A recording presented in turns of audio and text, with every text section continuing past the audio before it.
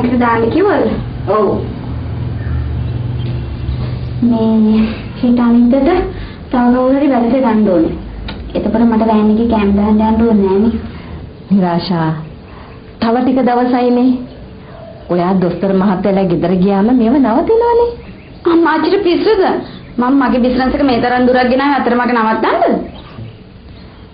ඔයා මෙහෙන් ගියාම මට නම් මේව තනියෙන් බලා කියා ගන්න බෑ. අම්මා අච්චිත් මාත් එක්ක ડોක්ටර් ගෙදර යනවා. මං අම්මා අච්චිව දාලා යන්නේ නෑ. එහෙම දේවල් සිද්ධ වෙන්නේ මොන ලෝකෙද? මනමාලියෙක් දී ගෑනකොට මනමාලිගේ නෑයොත් ගිහින් මනමාලියා ගෙදර පදිංචි වෙනවද? ඒ වුණාට මට අම්මා අච්චිව තනියෙන් දාලා යන්න බෑ.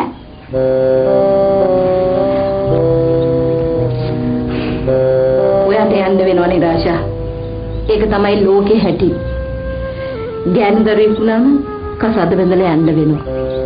දෙමව්පියෝ හැදුණු වැඩුණු ගේ දාන ස්වයං පුරුෂයා ගෙදරට යන්න වෙනවා.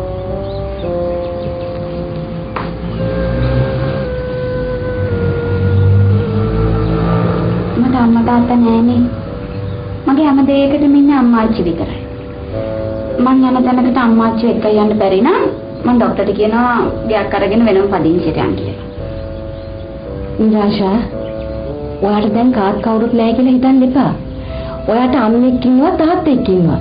ඒ තමයි දොස්තර මහත්තයාගේ දෙමව්පියෝ. ඔයාට ඒ දෙමව්පියෝ ගාවට යන්න පුළුවන් කමක් තියෙනවා නම් ඔයා යන්න ඕනේ. ගිහින් ඒ පවුලේ කෙනෙක් වෙන්න ඕනේ. ડોක්ටර්ගේ අම්මා මට කරපු දේවල් වල හැටියට මට පුළුවන් දේ මගේ අම්මා කියලා හිතන්න. ඒක නම් කීයටවත් වෙන්නේ නැහැ. දැන් මේ විදිහට හිතන්න එපා නිරාෂා. ඔය පරණ දේවල් සේරම අමතක කරන්න. දොස්තර මහත්තයාගේ ලුකු නංගිත් ඔයාට කැමති වෙච්ච එකේ. හරි. දැන් එවෙයි වැඩක් නැහැ. මාත් එක්ක අම්මාච්චි ડોක්ටර් ගෙදර යනවා. එච්චරයි. මම යනවා.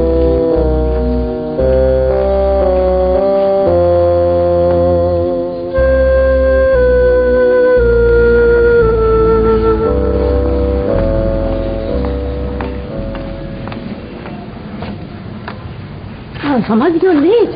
I've been waiting for a long time. Sorry, Palachi. Api yamu. My bag again.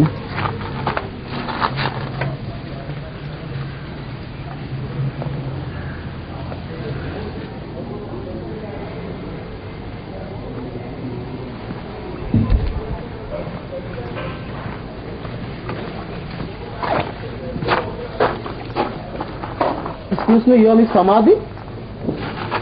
Yes. Madam मेरे पढ़ाई करते इधर आया पक्ष बलागा ये पक्ष बलागा मुझे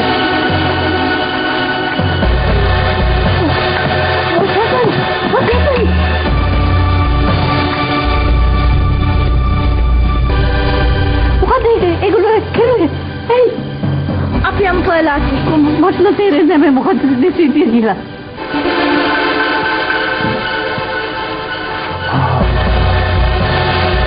මේ සමාධි මොකද මේ තේිලා මොකද කියන්නේ තවල් එකක් ගෙනල්ලා දෙන්නද what is it saying දෙමිලා නිසා තවල් එකක් ගෙනල්ලා දෙන්නද කියනවා පීඩා ගන්න අපි යම් පලාචි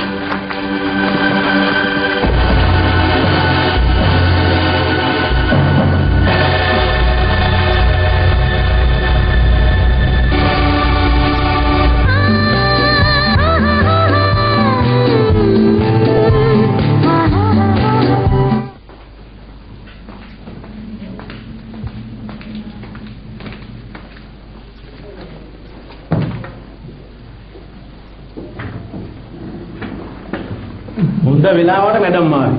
නැත්තම් මං අද මැඩම් හම්බෙන්න යන්නමයි හිටියේ. ඇයි? මොකටද? පෙරේද මට මේක හම්බ වුණේ. කිචන් එකේ දොර ඉස්සරහා හංගලා තිබුණේ. මොකද්ද මේ? හුනියම. මේ. මේක දෙන්නේ මිනිහල්.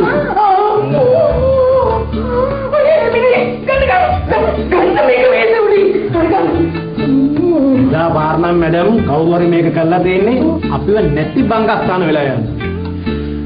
අපිනේ මොකද වෙලාවට හම්බ වුණේ? මම හිතින් 24 පැයෙම හොඳට ඇහ ගහගෙන ඉන්න මනුස්සයා හින්දා හොඳයි මැඩම්. මොක ගංගක මුදුක දාන්න මේ දැම්ම අරගෙන යන්න. වැඩක් නෑ මැඩම්. දැන් මේක වැදලා ඉවරයි.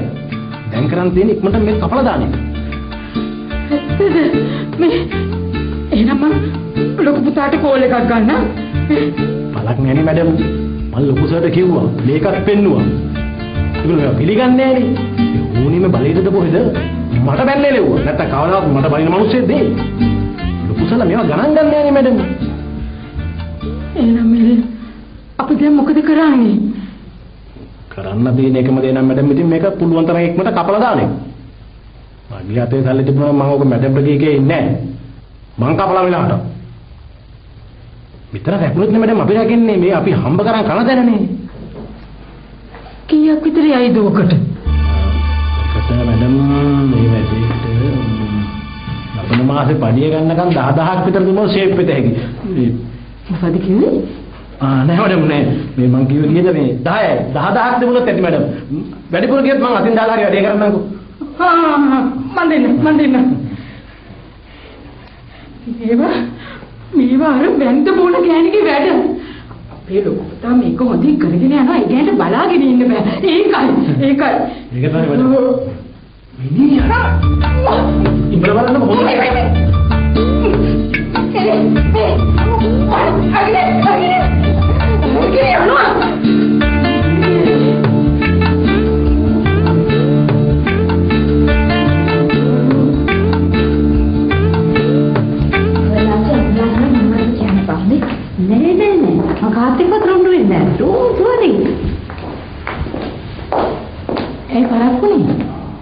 වෙලච්චින කල් බලන් ඉඳුණා. ශෙරින් අද කැෆේ එකේ පුදුම වැඩක් වුණානේ. කොල්ලෝ ටිකක් සමාධිව වට කරගෙන නෑ උඹනේ. මොකද සමාධි සිද්ධ උනේ? කවුද බොයිස්ලා වගේ. මම වෙන කවුද කියලා හිතාගෙන වතුර ගැහුවා. සමාධිට ඉන්නේ හරි පුදුම යාළුවනේ. මෙන්න දේවල් කරන්න මං හන්නේ. ලාචි එක වැරදීමක්. මං කිව්වනේ.